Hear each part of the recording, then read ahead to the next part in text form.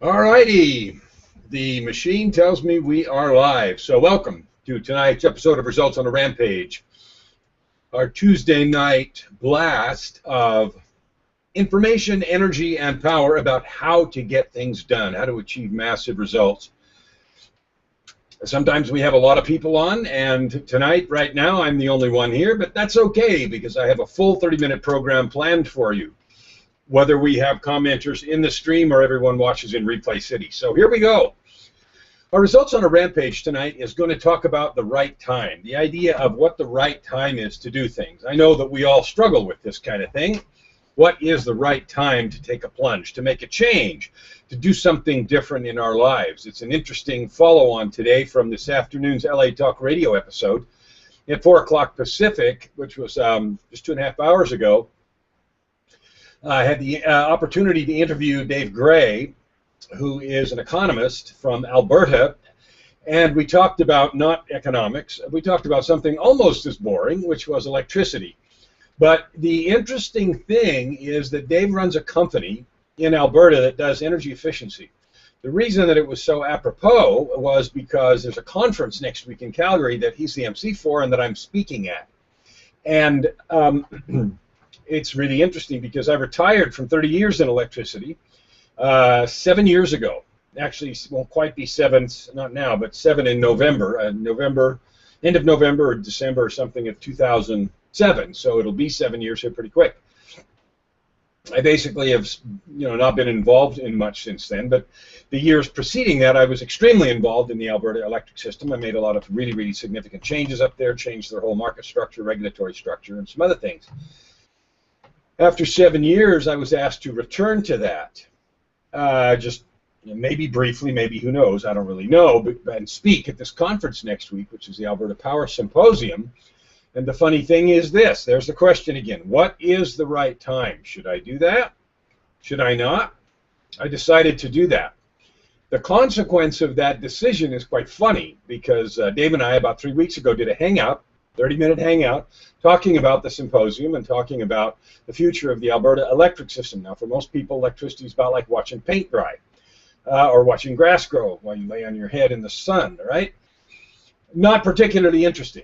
But in the deregulated space, where there's a lot of issue about market design and market power and gouging of customers and whether or not fair prices are charged and everything else, it's very controversial, and there's a lot of heated debate and sometimes tens and hundreds of millions of dollars and sometimes billions of dollars at stake over even an annual period. So that's a scary amount of money and potentially, the ability to ruin economies. It was a huge contributor to massive recession in California when they had those billions and billions, I think some 20 or 30 billion dollars that was gouged from customers in the early 2000s, 2001 and 2. So anyway, I decided that this was the right time. So this is an apropos topic for that situation right now.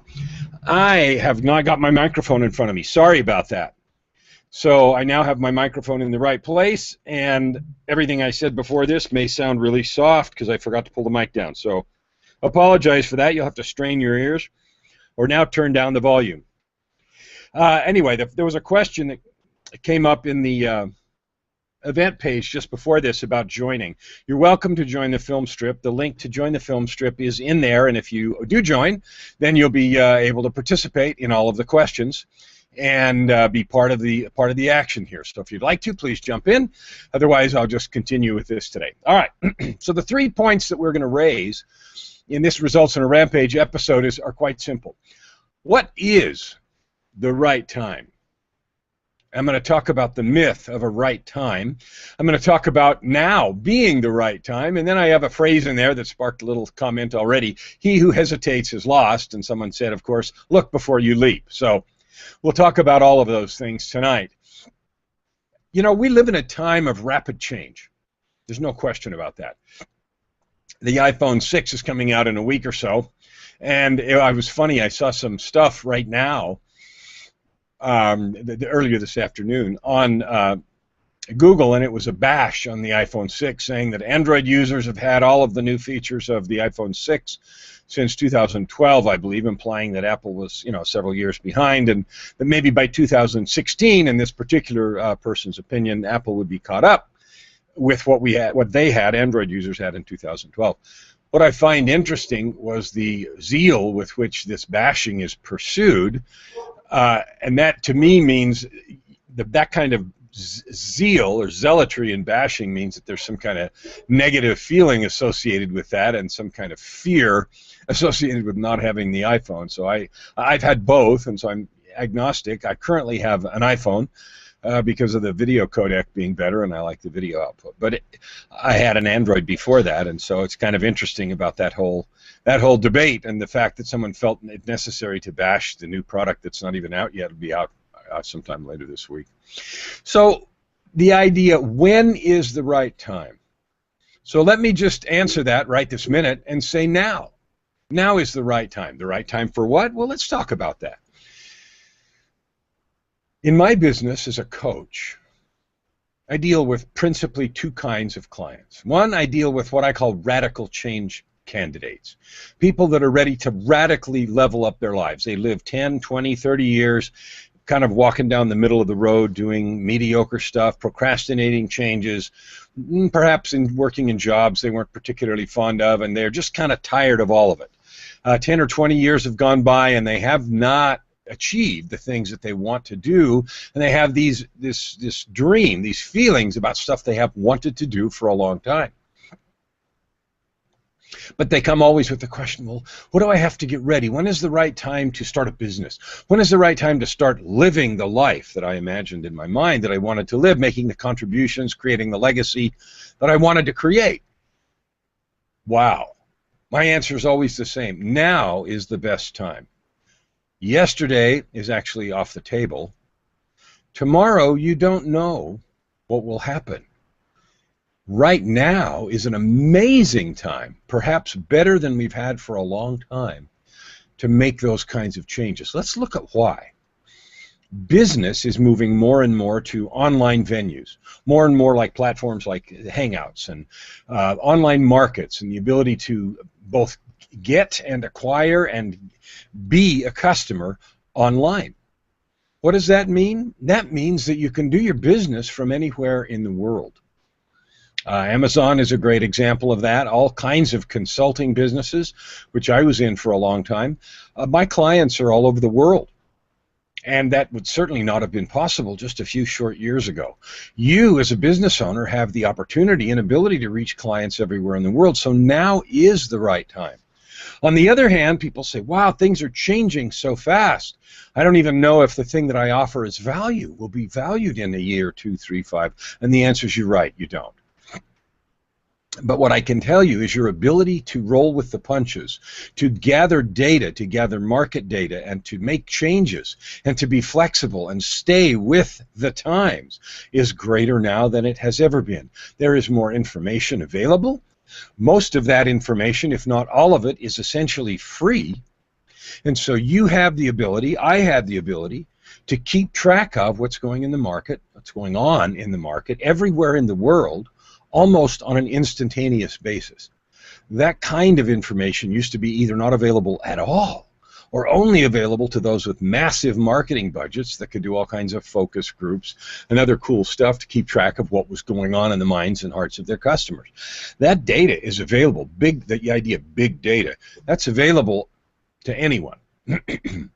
Okay, and those with a huge budget may still have an advantage to gather and crunch more numbers, but the number of small companies that have started up and made a huge dent or even caused giants to tremble in fear is not a small number. So the idea that you need to wait for some special time to start is nonsense. So let's examine specifically the areas. The time to make big changes in yourself, that's one area. That is now. Tomorrow may be too late. Tomorrow is certainly worse than today. If you find yourself either financially, relationship-wise, health-wise, or in another significant area of your life in a place you don't want to be, today is the day to start that change. Now is the very best time to make that move. So that deals with what I call the radical change candidates. The other kind of client that I have is a business owners who want to either start a business or they want to grow their business in a substantial way, but they don't really know how to get in front of the clients that they want to get in front of. They don't know how to create a position for themselves, create authority, create notoriety online, and they're struggling with that process, either because they don't know how the online marketing world works, or they don't know how to use social media effectively, or they don't know how to create buzz and celebrity around their status. Excuse me, and that's where my second group of clients come from. Businesses that are either startups or they're already established, but they want to grow substantially and they want to do way better than they can. So for both those people, whether you're a startup business or you want to grow substantially, or you're a radical change candidate and you want to make significant personal changes in your life, or you want to do both, quit your day job and start a business. That's a radical change and starting a business. The best time for you is now. So the answer to the first one is, when is the right time? The answer is now. Now, what that massive change looks like might differ slightly. Someone might need to do a little bit of research first, not analysis paralysis, a little bit of research, save a little money, make a couple of adjustments. But the idea of, I've just got to wait for the right time, my first and strong point right now is to debunk that notion. That is nonsense. Most of the time, the starting time is right now. Okay, and that's the position that I'll take on that, and I'll take secondarily the fact that there has never been a better time than right now for you to make those significant changes and launch yourself into the next phase of your life. Life passes by at the same rate whether you change or not. 6 months or a year from now, the calendar's going to turn and the clock's going to get there, and you can either be right where you are right now, procrastinating and thinking hard about it, or you can be 6 months or a year down the road in making your dreams reality. The second thing is the conversation about why the right time is a myth. I'll just say this, the right time, the notion of a right time, most of the time, there might be a couple exceptions, but I rarely see such things, that the notion that there is a right time is a myth. You can always find a reason, you can always find an excuse why now is a bad time. Okay, you can always find that. I guarantee you, I can help you. I have prospects who want to be clients who want me to help them achieve radical results. Now, those of you that follow me know that one of the sayings I use is, I help people do the things they don't believe they can do, excuse me, with tools they don't know they have and power they don't know they control. And that's true in either venue, whether you're trying to make radical personal change or you're trying to start or grow a business. I help people do that. I've done that in my business for a long time. My corporate background is full of those examples, and I also help people do it in personal breakthrough work. Do things they don't believe they can do with tools they don't know they have and power they don't know they control. And the answer is almost universally, start now. And waiting for some ideal time is a myth, because I always hear the same excuses. Well, I have other responsibilities. Well, I don't have enough money right now. Well, I really don't know what I need to do right this minute. And always there's a way around those problems. And planning and executing that strategy is starting now. That doesn't mean that it's the right example to quit or the right answer to quit your job tomorrow just because I said now's the right time. But starting means all kinds of things. Gathering the resources, making the calls, making the contacts, doing something instead of wishing something. There's a huge difference between those that look across the Grand Canyon between where they are and where they want to be and that think, oh, someday I'll get over there. And those that have started planning the bridge already, or the rope bridge, or walking the trail that goes down the canyon, the rim-to-rim trail, or whatever it is. There's a huge difference. And the difference is the first C, which is called commitment. Commitment. They have made the commitment because they've actually started taking action to move themselves across that gap. So the right time is now. The right time, there being such thing as a right time, I said, is a myth. And the reason it's a myth is because you will always be able to find one or more excuses why now is not a good time. And they will make perfect sense in your mind, and they will, in fact, derail your progress and keep you from moving if you buy into the notion that there is some fictional right time in the future and you don't understand that that's a myth. I see that Joy down here has also joined us. Joy, do you have anything to comment on? And if you don't, that's cool. About why now is the right time and why the notion of a right time is a myth? Well, okay, a couple of comments. You know, we only have this time. You know, we're not Doctor Who. We don't have a time machine. We can't whisk ourselves forward and backwards. So we only have this day, this time, and what we choose to do with it. Like you've said before, today is a blank slate when we get up. If we choose to, we don't have to worry about what we didn't do yesterday. So it's always going to be the right time. And you know, besides, why bother worrying about what didn't happen yesterday or what's going to happen tomorrow? That keeps us from truly living in the present and enjoying the present as well. So that's my 2 cents. Well, thank you. I apologize for the black screen there. For some reason her video is not coming, but I was showing her in absentia while she was making her comments. Anyway, that's interesting what she said about yesterday. I always make a comment about yesterday. One of the big temptations when we talk about this right time myth is living in the past. And we live in the past in a couple of ways. We live in the past endlessly reminiscing about what didn't happen yesterday, efforts that went wrong, things that we tried to do that didn't work out, you know, like we wanted, or that hurt us in some way. We live in the past in terms of lamenting what we should have done that we didn't do. So all the shoulda, woulda, couldas that we did in the past, we didn't do this, we didn't do that, and so we spend a lot of time either reminiscing about the past, which keeps us completely unfocused and unable to move forward, or we spend a lot of time regretting the past. So either saying I did the wrong thing or I should have done this or that. Either one of those are pretty much a waste of time. The past is good for 2 things. Okay? So let me be really clear about this. The past is good for 2 things. It is good for deciding where we start today. That's number 1. We are only able to start today where we ended up yesterday.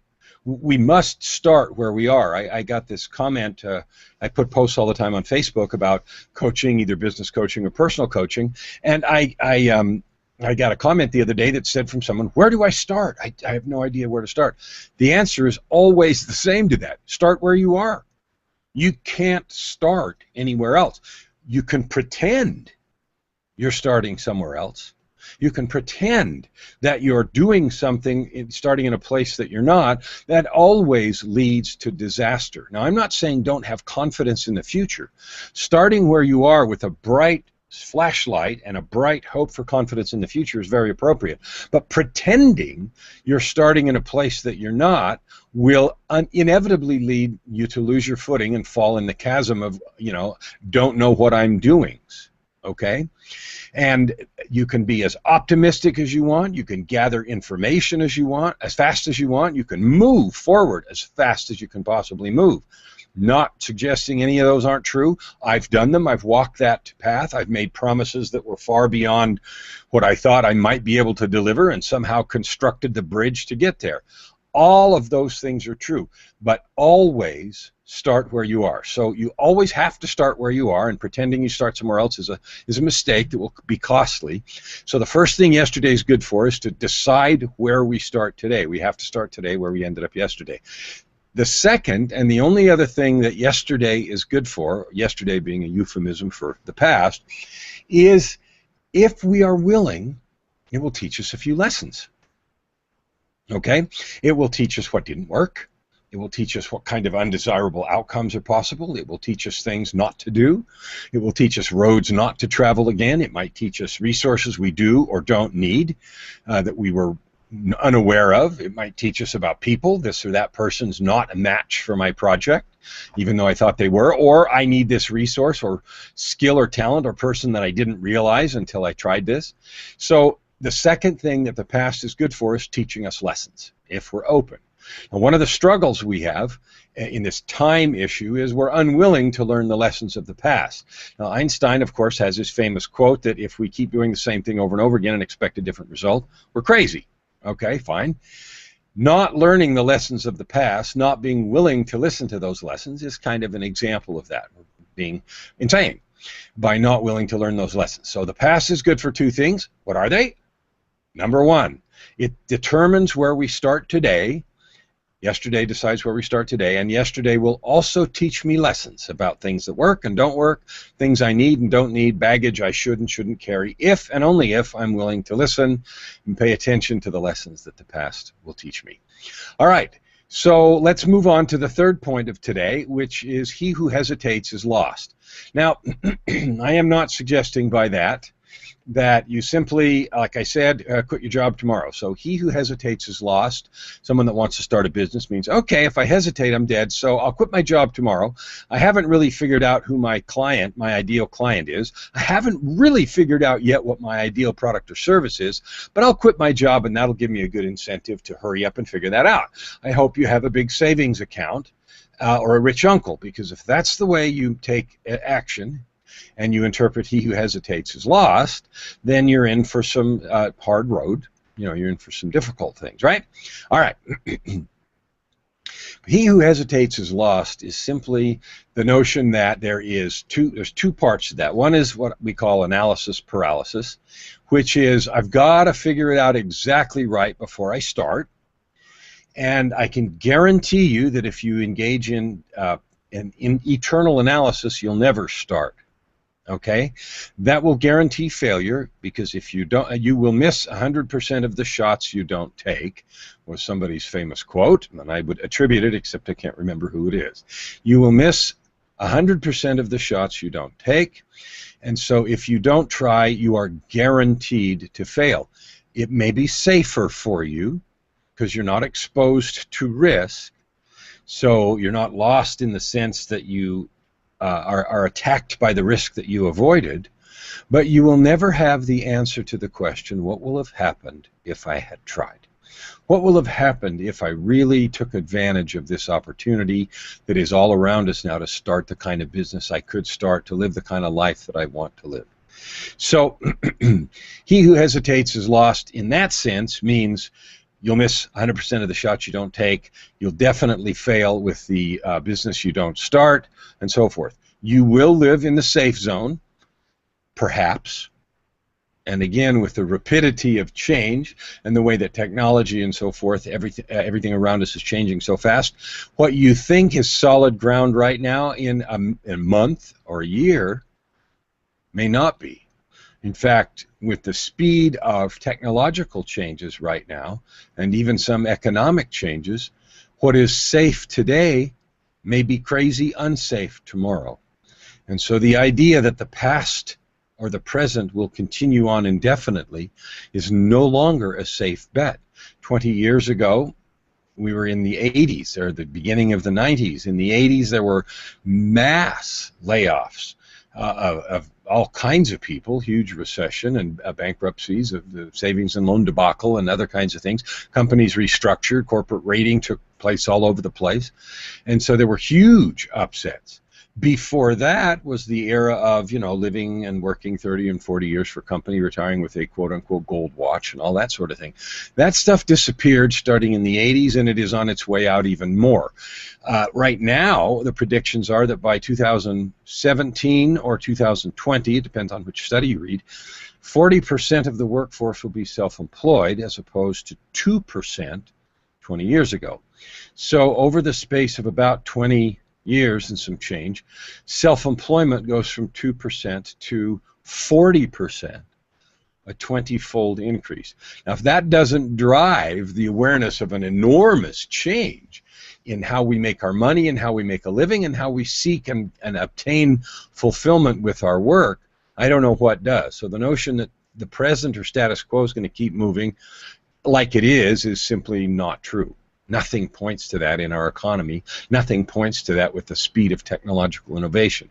So he who hesitates is lost means also you miss the opportunity to capitalize on what's coming. part of that is a level of confidence in your ability to, you know, bob and weave and dance and do the things you need to do. So the old way used to be ready, aim, fire. In times of rapid change, ready, aim, fire becomes ready, aim, aim, aim, aim, aim, aim. Oh, wow, this is hard. Aim, aim, and you know, the moment of truth, the moment of beginning, never occurs. Or if it does, it's after things have changed so much so that failure is almost a guarantee. The new mantra, instead of ready, aim, fire, is ready, fire, steer. Okay? Ready, fire, steer does not mean go off half-cocked. It does not mean fire before any preparations have been done. Ready means ready. But it also means that we need to be fully prepared to take action in the absence of adequate data. It means we need to rely more on intuition. It means we need to rely more on our sense of what probably will work instead of any kind of analysis. I had a discussion the other day with someone about transference of skills.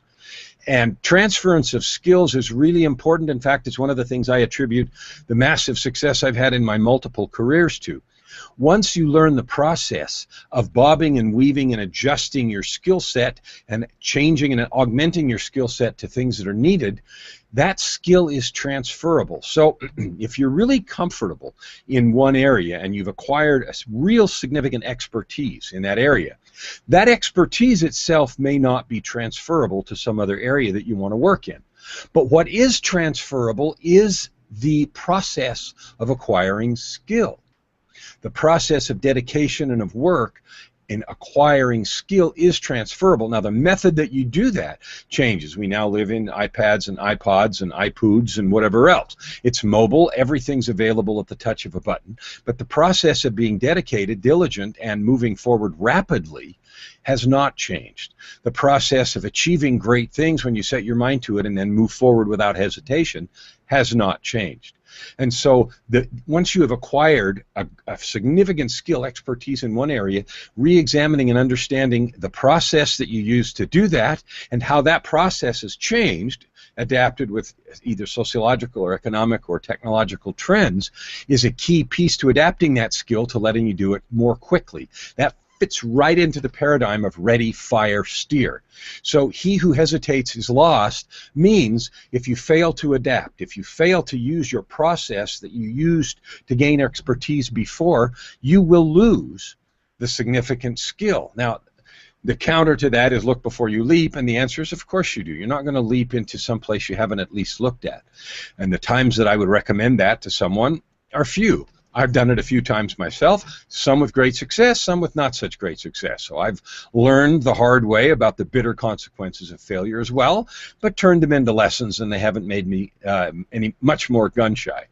But the point is simply this. Ready means ready. So ready, fire, steer replaces ready, aim, fire, and puts you in a position mentally to think about what you need to do and how much you need to prepare in order to take advantages of opportunities in front of you, which is when is the right time. So that covers the 3 points that I wanted to tonight. I want to leave you with a couple of thoughts here, and then I'm going to ask Joy if she's got any final comments, because she's the one that joined us tonight.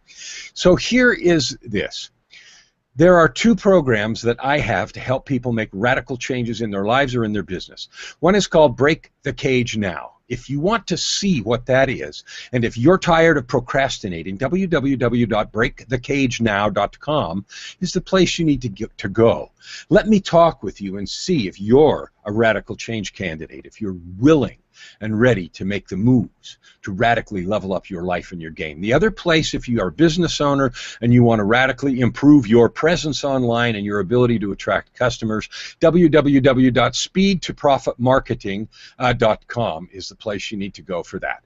Love to talk with you in either one of those venues. That'll be the end of my commercial online. I get my lower third back up there, results on a Rampage. There's a couple of ways to get a hold of me on the bottom of that lower third. Now I'm done. Joy, do you have any final comments on the last piece, which is he who hesitates is lost? Well, I don't, but I do have, talk about results on a Rampage. I just wanted to give a promo shout out for your concert this weekend that you're performing with your choir in Lee Greenwood at the Constitution Week fair in Gilbert, Arizona. So if anybody's in Gilbert on Saturday and they want to check out Kellen's Choir and Lee Greenwood, come on down. Well, it's funny because a musician and performing artist is something I've been all my life, and even now, this choir that I'm in actually released an album in July, and that charted #1 on Billboard. That's the second #1 album we've had. We had one 2 years ago, 1 year or 2 years ago, I can't remember, and the third album we released charted #2. So every album has hit the Billboard charts in one of the first 2 positions. So it's a fabulous opportunity. I love being a performing artist as well, and yeah, we do get to perform with Lee Greenwood this coming Saturday, Constitution Week here in Arizona. It's Constitution Week, period, but there's some performances and honor in Arizona in celebrating that thing. So thank you for joining us today. Hopefully results on a Rampage is something you are committed to. Commitment, clarity, and coaching are the 3 C's. Commitment, clarity, and coaching to achieving your results on a Rampage. I'll see you next week.